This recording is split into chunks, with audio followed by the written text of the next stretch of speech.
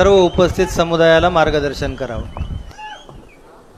सर्व महापुरुष, राष्ट्रपुरुष आणि शहीद जवान यांना मी वंदन करतो।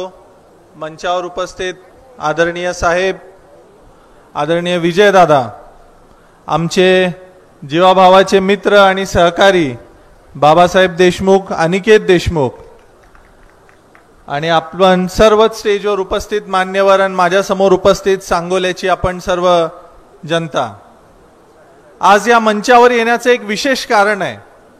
स्वर्गीय आबासाहेबांच्या बरोबर माझ्या अनेकदा भेटी झाल्या। आबासाहेबांचं व्यक्तित्व ज्यावेळेला त्यांच्या बरोबर राहतो, मग ते आबासाहेब असू द्यात किंवा पवार साहेब असू द्यात, आपल्या सर्वांनाच काही ना काही त्यांच्याकडून शिकण्यासारखं मिळतं। आणि आबासाहेबांच्या तालमीत तयार झालेली ही सगळी जनता आज इथं बसलेली आहे। त्यामुळे मला काय आपल्याला विशेष सांगायची गरज नाही, आपण सुज्ञ आहात, आपल्याला माहिती आहे आपण काय करायचं आहे। कारण आबासाहेबांनी जो विचार दिला, 50 वर्ष या सांगोल्यासाठी आबासाहेबांनी जे केलं ते सगळं तुमच्या सगळ्यांच्या पाठिंब्यामुळे शक्य झालं आणि तुम्ही सुज्ञ होता, तुम्ही त्यांना साथ दिली, म्हणून एकट्या आबासाहेबांनी स्वतःच्या हिमतीवर हे सगळं घडवून आणलं, हे आपण सगळेजण जाणतो।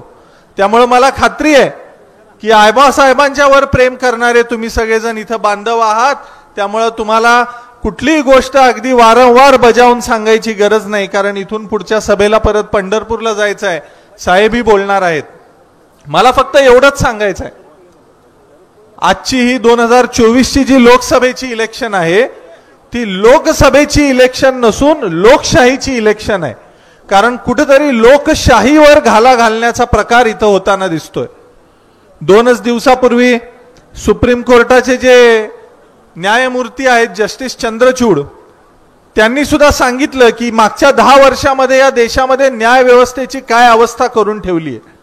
जर न्याय व्यवस्थेवर इतका दबाव असेल, जी न्याय व्यवस्था सगळ्यांवर दबाव आणू शकते, तर विचार करा की जर आपण या वेळेला चुकीचं मतदान केलं तर उद्या काय परिस्थिती निर्माण होईल। आज या महाराष्ट्रामध्ये वेगवेगळ्या जाती धर्मांमध्ये तेढ निर्माण केलेली आहे, ओबीसी मराठा संघर्ष निर्माण करून ठेवलेला आहे। पण मला आपल्याला या मंचाच्या माध्यमातून एक गोष्ट सांगायची आहे की आज इथं होळकरांचा वंशज म्हणून मी इथं उपस्थित आहे आणि कोल्हापूरला शाहू महाराज साहेबांच्या बरोबर उभे आहेत। आम्ही 2 घराण्यांचं प्रतिनिधित्व करतो आणि आम्ही अत्यंत जबाबदारीने आपल्याला इथं सांगू इच्छितो की जर लोकशाही टिकवायची असेल तर कुठेतरी आपल्याला या सुज्ञ नेतृत्वाच्या पाठीशी उभं राहिलं पाहिजे। आठवा 10 वर्ष मागचा महाराष्ट्र, आठवा त्यावेळेची परिस्थिती, आठवा छत्रपती शिवाजी महाराजांनी दिलेला उपदेश, सर्वांना सोबत घेऊन गुण्या गोविंदाने नांदणारा हा आपला महाराष्ट्र होता। आणि आज आपण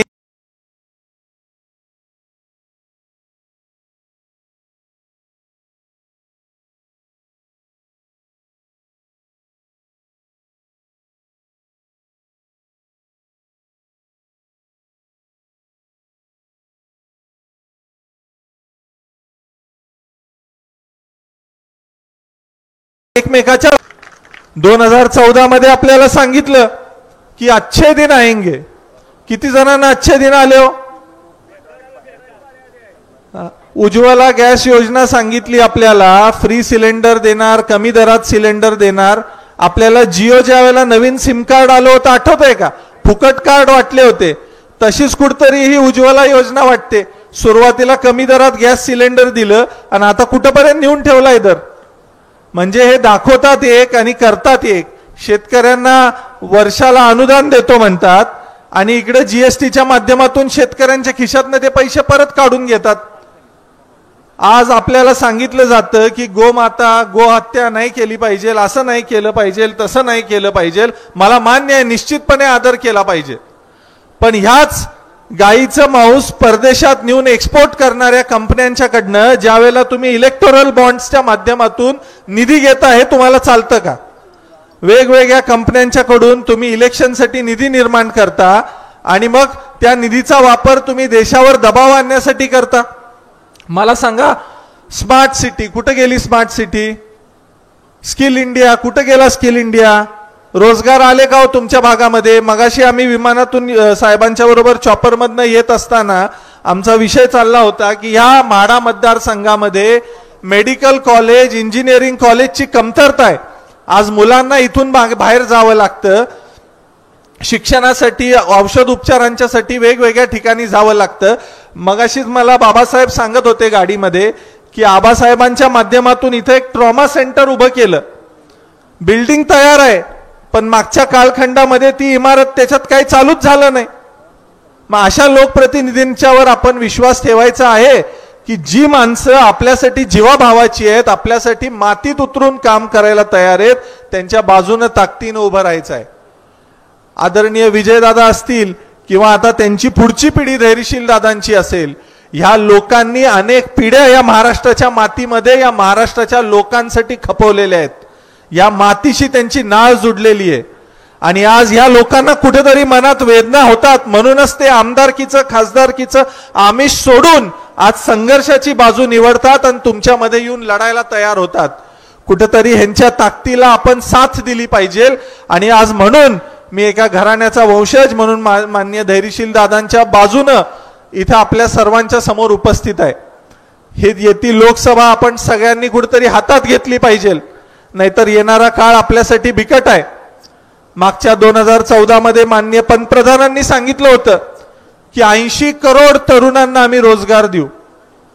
मला सांगा, आज हेच पंतप्रधान सांगतात की आम्ही देशात अनेक ठिकाणी लोकांना घरपोच राशन पोचवतोय.